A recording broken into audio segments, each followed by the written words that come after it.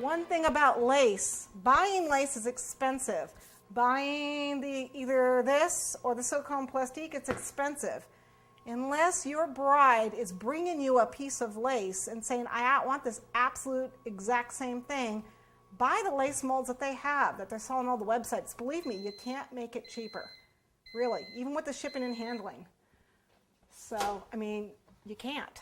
The cost of the lace, the cost of all the ingredients, you're not going to get it cheaper. Okay, so here we have gotten rid of the excess grease. You can see it on the, could probably microwave it a little bit longer. See the excess grease we got out. Make sure that all your definition is here on your lace. You know, dab all that excess off. Might need another few seconds in the microwave.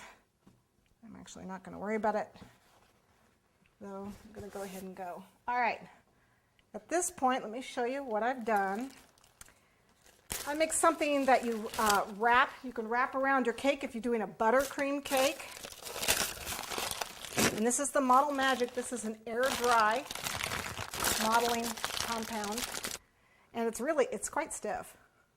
And I just kind of knead it a little bit, just so it gets a little more pliable, although it doesn't really get much more pliable. And mine's pretty old. So I'm going to knead it up, and then I'm going to roll it out.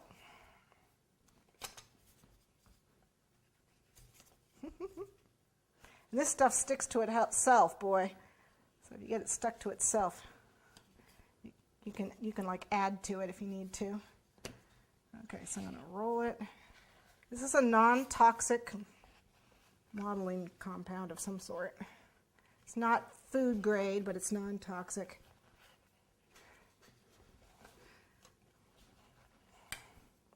Okay.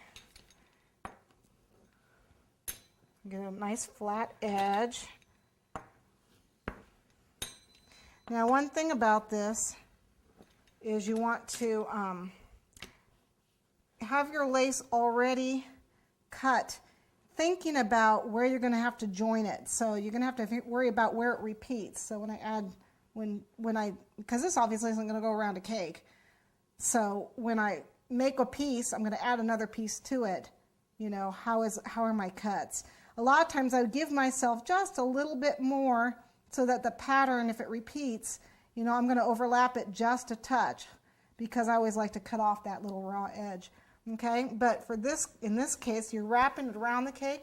I don't do that. I want to make sure it's right on.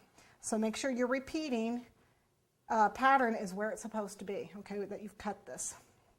All right, this is a pasta machine. You can roll it out like you normally roll out your, you know, with a rolling pin, or you can use the pasta machine. It's very important that it get a nice even thickness. Okay, and you really shouldn't use your pasta machine that you use with fondant, you know, for these clays. So you want to use separate pasta machines. Okay, whoops, it sticks to itself, yeah. Okay, and you want this fairly thin, not too thin. The Model Magic tends to shrink as it dries, and it'll curl as it dries, and it actually will eventually get brittle and break. So you don't want to have it too thick, because it will break, but you won't want it too thin. You need to be able to get your lace impression in there. Okay, that looks pretty good. Okay, and what we want, you actually want it the height of our cake. I want it 4 inches high or 3 inches high, which I didn't quite get with this. Nice straight edge. But I'm actually going to make this 2 inches high.